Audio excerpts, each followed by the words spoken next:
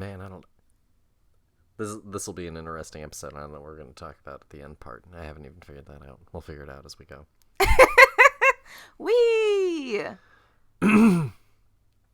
Big Boys of Boyle Street. Red leather, yellow leather. Oh, you're just saying things now. Okay, awesome. Alrighty. I'm serious now. This is for real. For the real ones. I fucked up again. Anywho. Woo!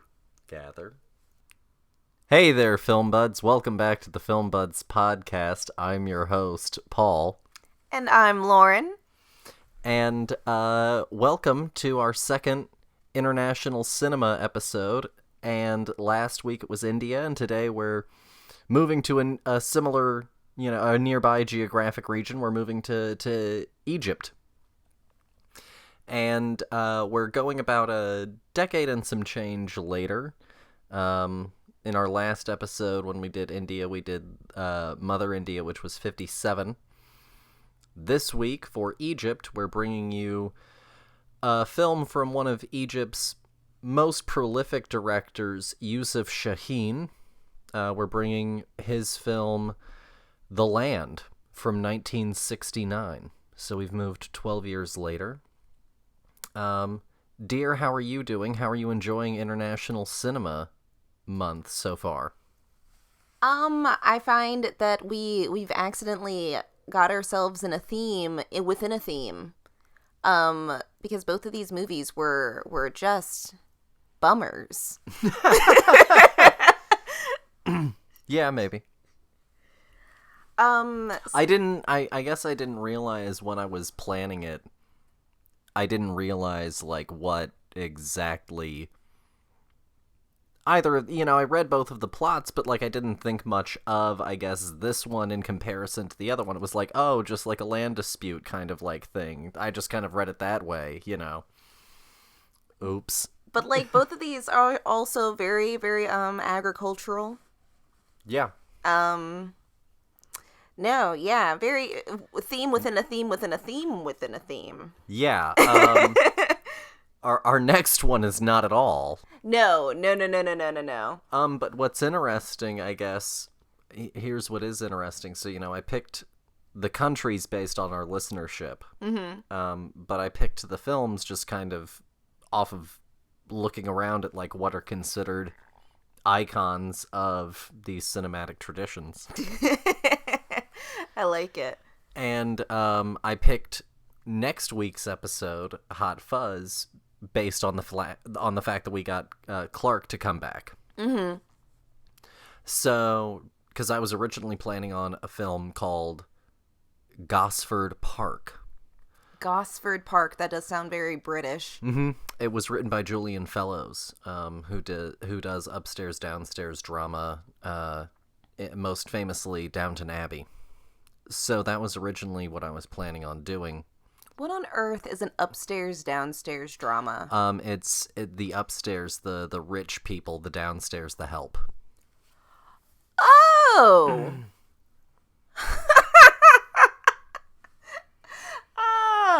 Oh, wow. Okay.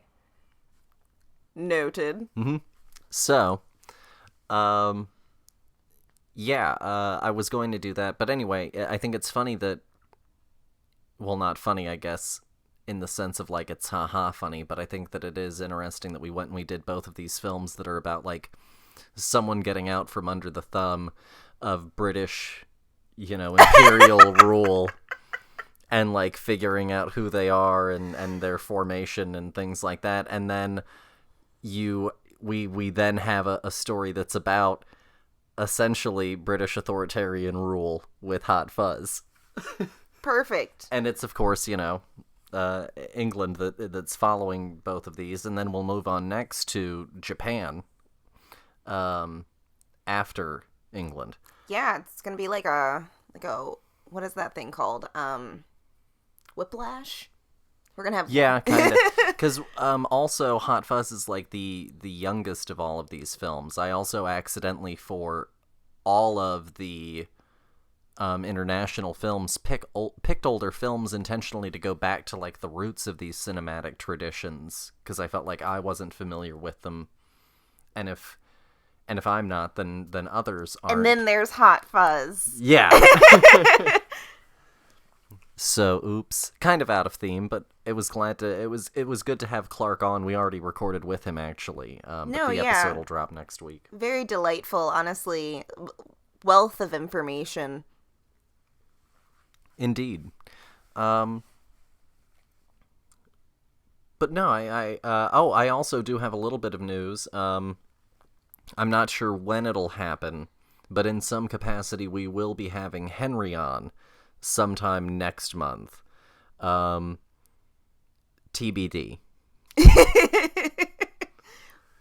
Henry, if you hear that, hello. Hi. But yeah, I think that's pretty much all that I have kind of leading up for this. Should I do, like, I guess some of the history lesson before or after we introduce the movie? I guess might as well set the mood. Okay. So, Egypt, for a very quick sort of modern context that I guess most people don't, recognize or understand, Egypt, we think of it all the way going back to, like, pharaohs, I feel like, is, like, all that most Western audiences probably know. Is, like, pharaohs, and then...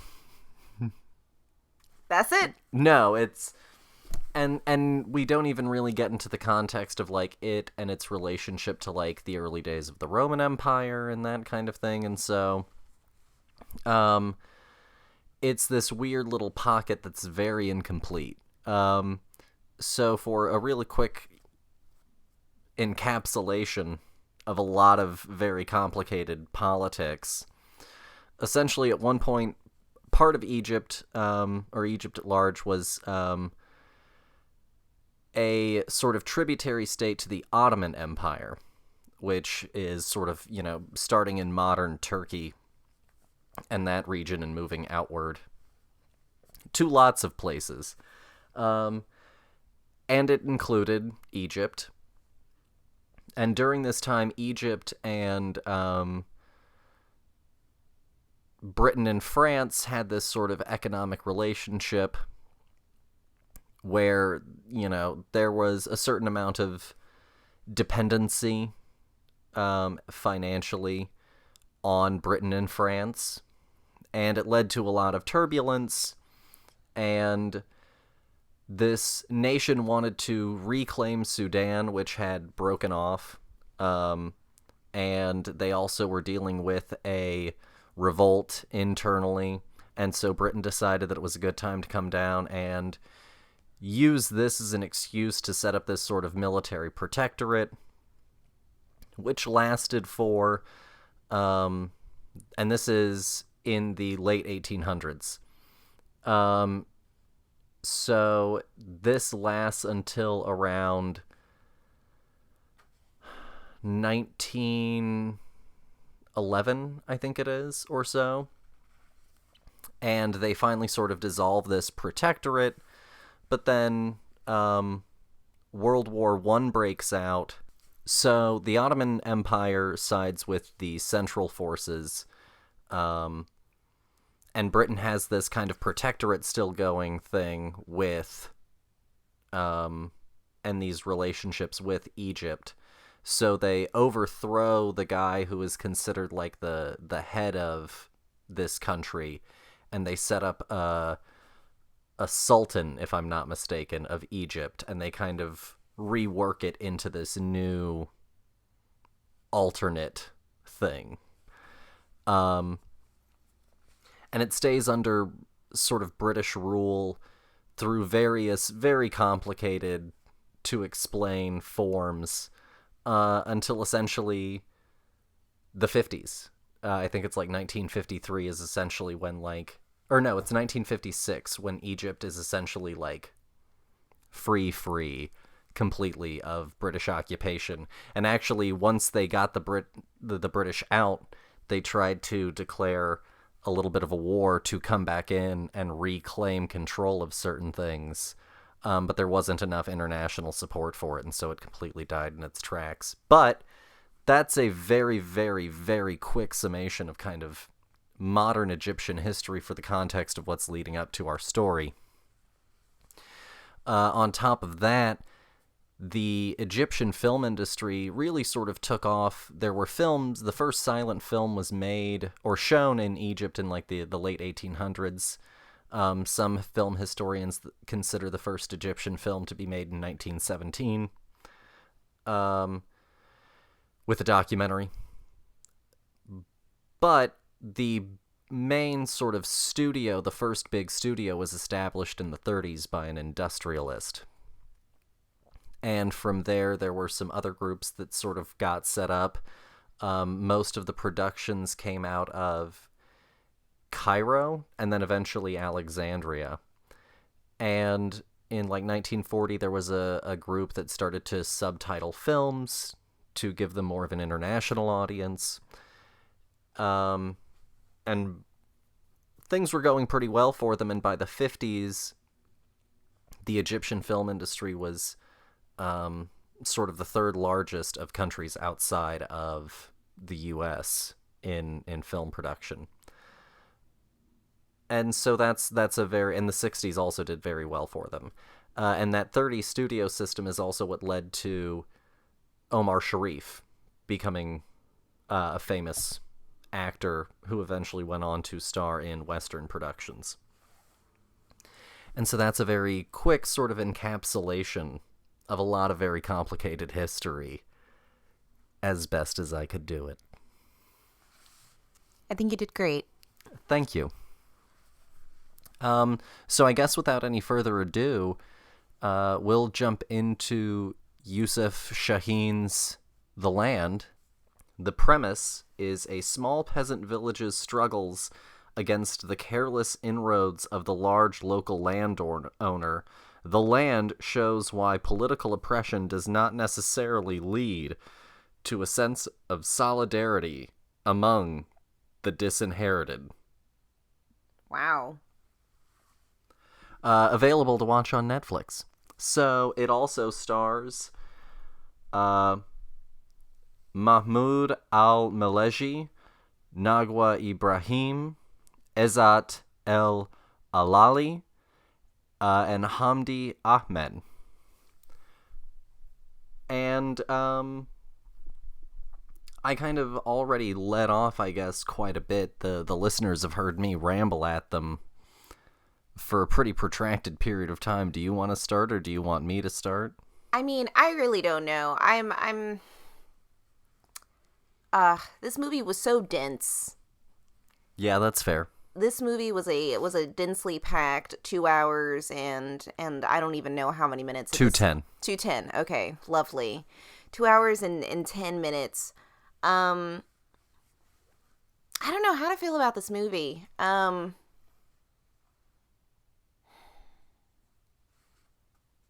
Because, like, we start out, and we're, like, following this kid for a while until he leads us to, I'm going to call her the sheriff's daughter. Oh, Wasif. Yes, Wasif. And then we follow her for a while, and then we do all these, like, weird, like, look at this person's life. Wasifa. Excuse me. Wasifa. And then we kind of throw all that away in like the third act of the movie when we start really dealing with the conflict of this land that kid doesn't stuff. even make the third act. Like that kid drops is off gone. like this movie's very, very confusing. It opens for me. with this. It opens with this shot of the hands of this farmer as he tends to his cotton. And then we follow this political figure who is coming out to visit him, and as he's rich and he has this, son, he's from the city, and he's coming out to the rural community. Yes. Which is, or it's peasant farmers. The whole group, the whole community is a peasant farming community. And he comes out, and along the way, he essentially kind of sets up exactly what all of this movie is about through the eyes of, like, this little kid.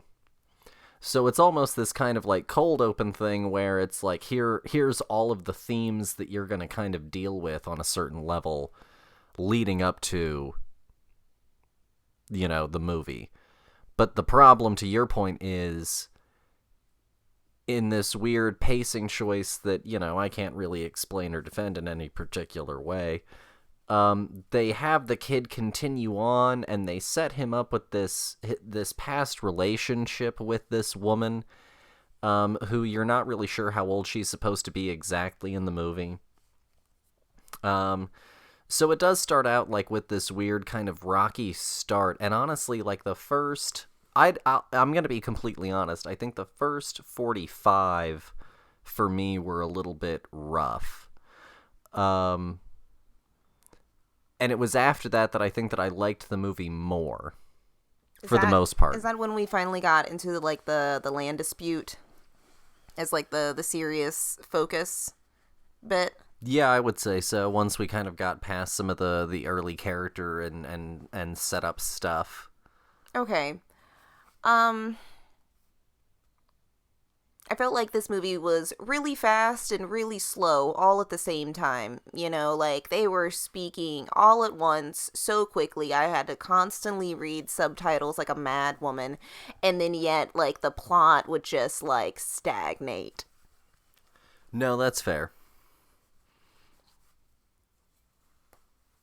And in a way, it was a little maddening. What did I equate this movie to? It's like Les Mis. Mm-hmm. It's just like watching a whole bunch of, like, vignettes of, like, people doing people stuff for a little bit, and then you start getting into, like, war, basically. And that's kind of like what this is. You know, they have their own war of sorts. And I guess, like, the only part that I thought was, like, really visually interesting was this one point where person came to Rich Man, and it was Mahmoud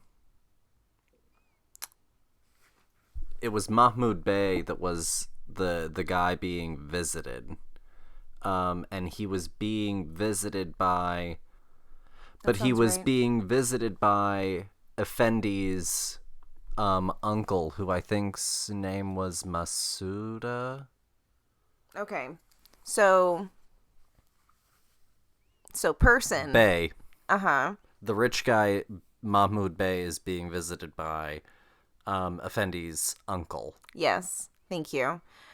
And they do this, like, really interesting visual take on this kind of, like, repetitiveness of, like, this feeling that he's been here several times, because they'll start out with Rich Man doing rich things. They'll, like, pick he'll be, oh gosh, now they're all escaping me. Can you help me out? Yeah. So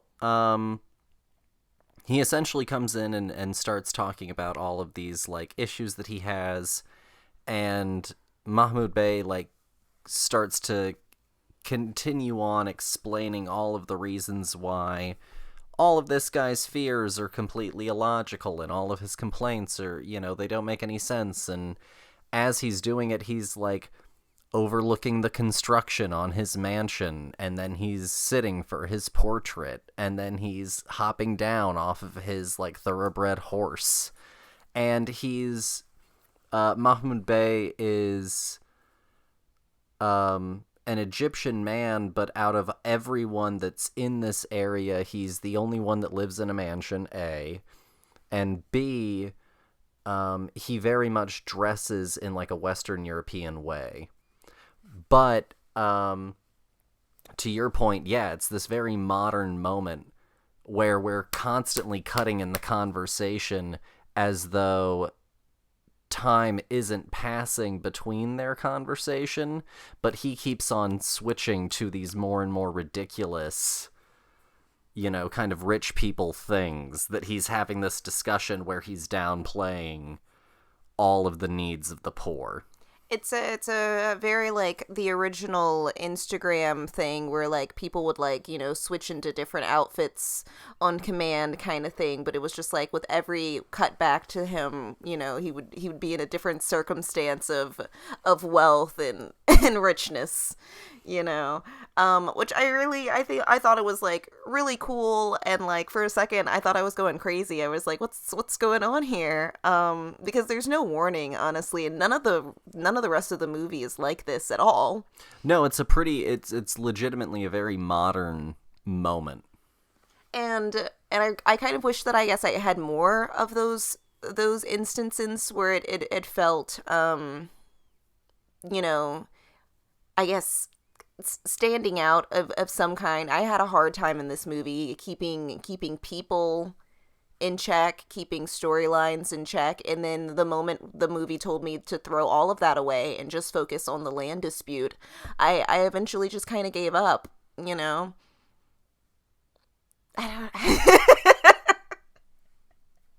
ah!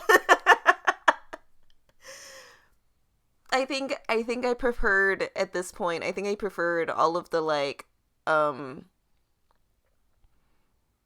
off mood singing in Mother India more than this movie, because at least they were fun. Well, I'm not sure it's off mood, but No, I guess as in a Western mindset, the tempos and the lyrics felt very upbeat and happy while people were literally like dying. no, And yeah.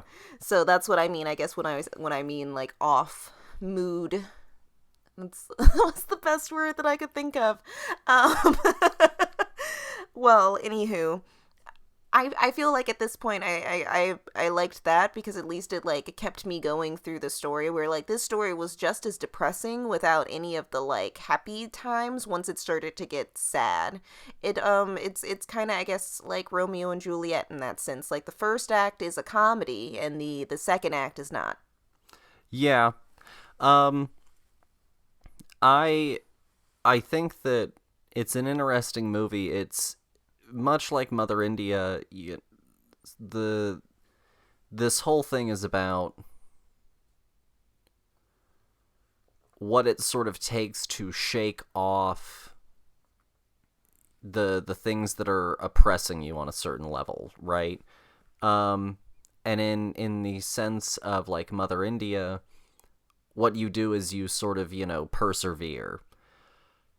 Here, what you do is what the movie ultimately tells you is the right thing to do is unity in the face of the thing that is oppressing you. But the problem is people, because of different reasons, because of self-interest, because of religious reasons, because of their education, because of this, that, and the other, because of moral weakness, don't become unified until it's ultimately too late. And so what ends up happening, spoiler alert, is that the old man whose farm it is that you see getting tended at the beginning is then drug away to his death, and he's seen, holding on to his crop that he was planting at the beginning of the movie as he's drug away. And I think Les Mis is probably a really good equivocation to this story. It is this very dense brick of a movie that has a lot of characters and a lot going on and a lot of dynamics and a lot of history and subtext that's very, very deep and big to jump into. And honestly, to your point, though, to be completely fair also, it does have some pacing and editorial issues, even I think by an older movie standard, in terms of yeah, the first like act is a little bit unsteady on whose perspective we're settling on, because we don't really come back to our main woman's perspective until the third act again. And when we do first see her in that early act, she, a little bit of a content warning for, like weird interaction with a child. She is like appearing to be this, I'll say 18 or older year old woman who like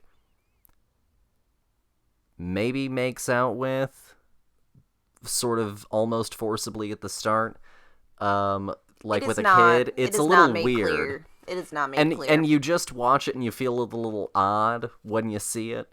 Um and so I'll definitely be frank, like the first act is probably like the roughest part of the movie, and I think that it does better from there once we do kind of get into it. But it is I think Les Mis is honestly like the perfect equivocation for like a Western experience, that title translates Les Miserables, it translates to the miserables. And this story is essentially about similarly, right? Revolution in the face of the rich having so much and the poor having so little, and in the hurdles that people face, because at the end of Les Mis, they try to stage a revolution and people are like, I'm not sure I'm really interested. And they all die, but then after their death is kind of one of the things that leads to reform and revolution later. And much like this, it has that same kind of bleakness, that same kind of perpetuated, and they talk about it being this cycle of trying to throw off their oppressor, and how it takes sacrifice, and how, yeah, they've been to jail before, And I think that it's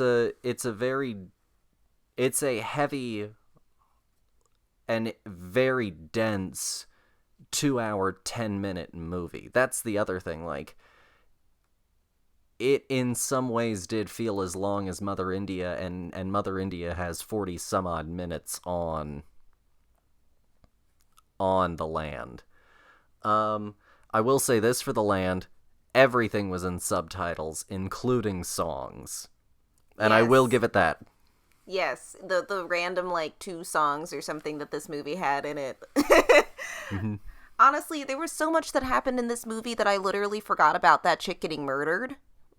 Yeah, and that's the other thing. Like, this movie is drippingly political as well. Like, it does not even remotely hide how it feels about political ideals. It has the main religious figure of the town be a puppet of industry and ostensibly the British Empire, right? The book is set in the 30s. The book was released in the 50s. It was set in the 30s. The movie came out in 69. And Bingo. and so it's set in the thick of imperial rule, and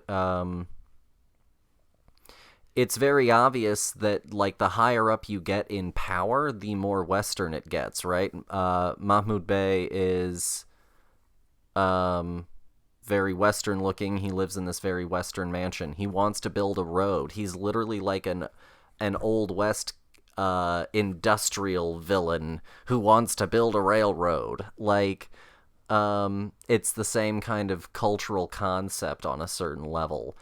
And then you have, this group of local police come in for a little while, but the local police ultimately feel for the plight of these people and they leave. But then when the sheriff and his city police come in, they are very Western looking. If I'm not mistaken, the sheriff comes in on a horse instead of a camel, which the local police came in on camels. And they very pointedly throw all of the politics right up front and center, just like Mother India does with a lot of its themes and ideas. And I did find that all very interesting, but you are right, it's a dense and sometimes long, arduous sort of journey, kind of like Les Mis can sometimes be. Certain adaptations of Les Mis are not as good as others. Most adaptations of Les Mis are not as good as others. Um, but no, I think that that's kind of... I definitely think that it's an imperfect movie. I think that I have enjoyed what I have learned and that kind of thing more than the movie experience itself. I think that, honestly, like, if modern Egypt wanted to try and, like, remake this thing, I'd be curious as hell. Yeah, honestly, no, I'd agree with that. And I'm not into remake culture, you guys know that, if you've listened to this show. uh, no, crap. Sorry. No, I really wanted to like this movie more, I think. I liked learning all of the history. I like what this movie has to say. I guess I don't really like the package as much. I felt like I could have really gotten rid of a lot of stuff and kind of like focused in on the main themes of this movie. I felt like there was a lot of distracting plot points that never got really concluded or you know, lasted more than 5 minutes in some cases. And it had a lot of filler in it where I didn't need it. And I think that yeah, with more, I think that I could have edited this movie down. No, I get that. I will say this. Youssef Chahine, the director, is internationally known, and he has many films that are internationally known. And if you go on IMDb, what I was going to say is particularly interesting is, even though both this and Mother India, for me, kind of on a certain level, almost have this kind of thing of, like, they feel more revered by a certain generation, but both have seemed a little bit more sort of left by the wayside on some level. And so this is not one of his most known films. Like, IMDb will do, like, the most known film for a director, and this is not in his, like, 4 most notable works. That's so weird because you were reading your handy dandy textbook earlier, and this was like the movie that Yeah, was this was one of the several films. He had, like, I think 8 or 9 listed for this director.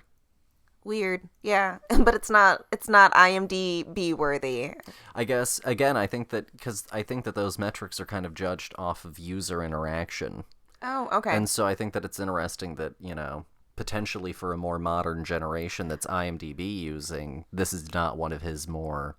Well, I mean, honestly, I can think of a few movies that we were forced to watch growing up that hopefully will die off at the wayside soon. Gone with the Wind? Yeah. I'm sorry, did someone say Gone with the Wind? Oh no, it was The Wind. Oh. Gone with the Wind.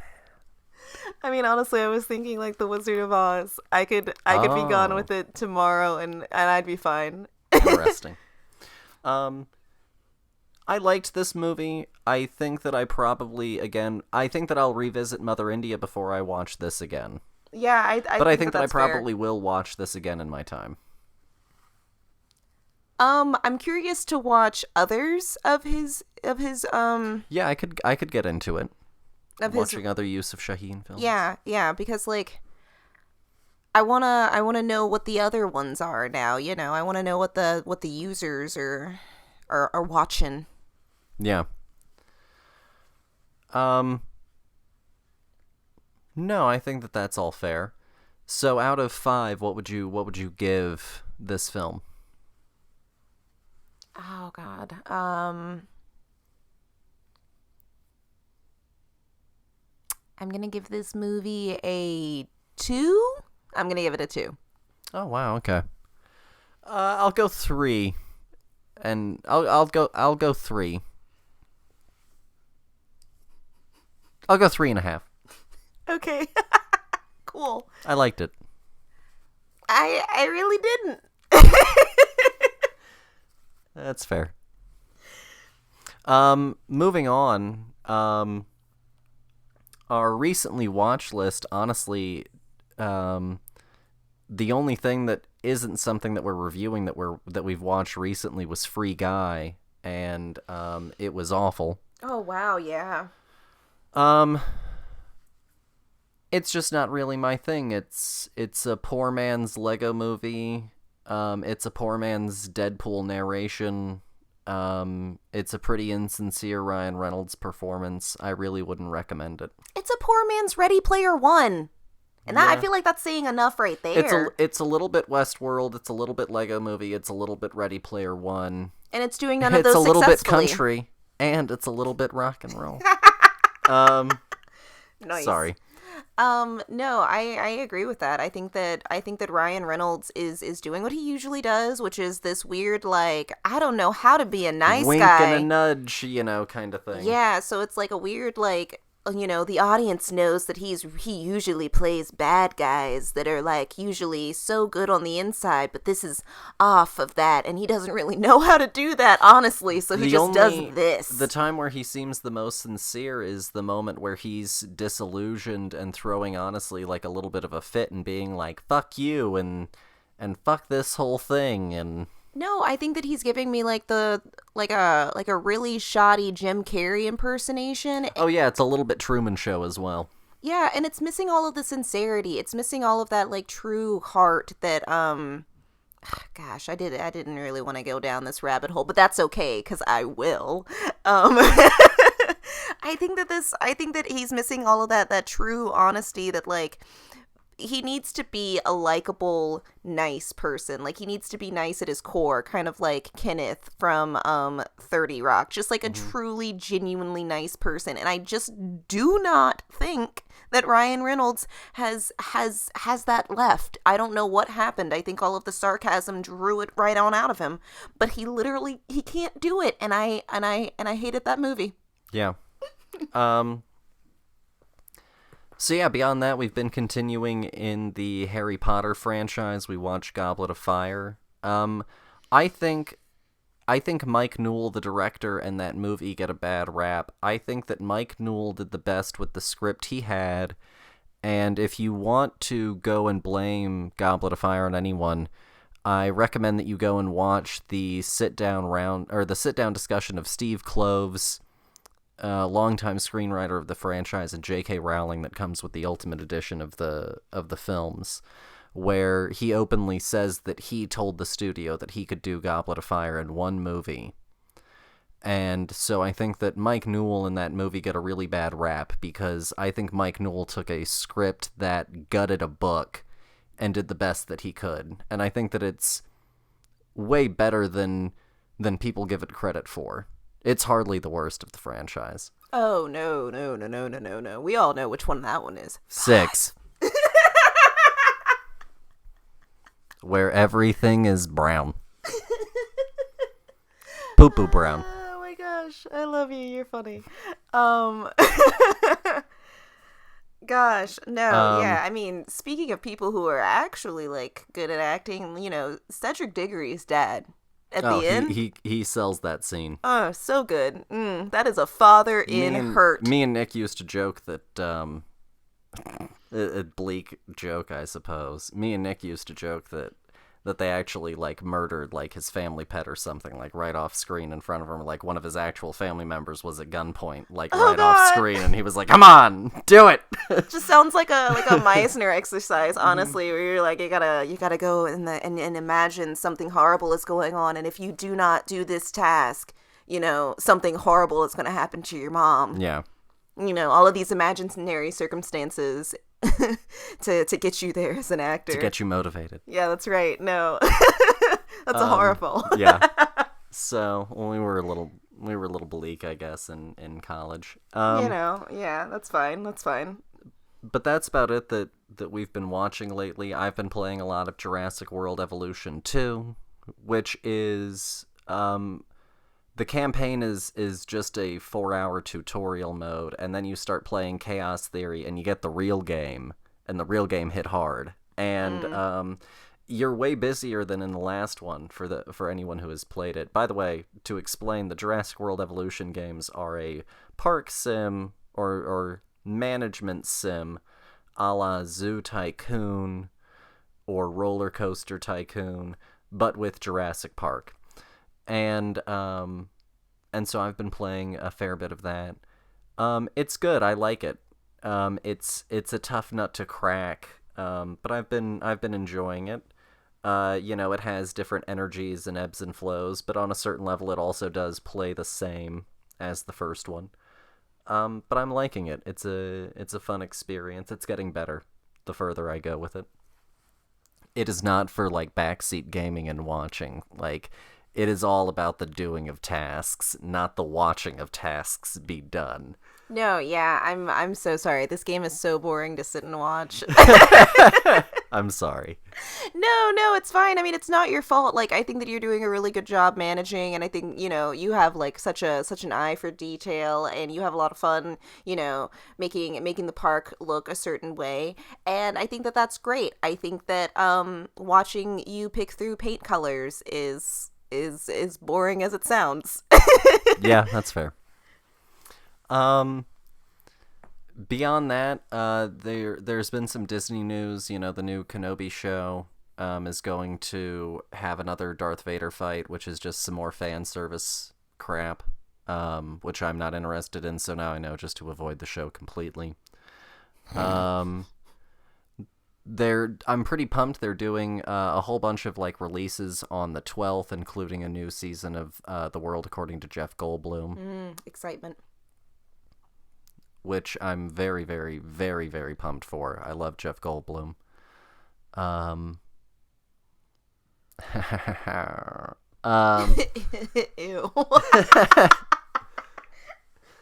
Anywho, so no, I'm looking forward to some of the stuff that they're releasing, but there hasn't really been anything announced that has also like truly gotten me like pumped. Pretty tame Disney Plus Day, or Disney Day, or whatever the hell this time is called for them. Corporate schlock. Zing. Beyond that, I really don't, I guess, have terribly much for the viewers today. If you haven't already, of course, check out last week's episode. Dear, do you have anything that you would like to leave our listeners with?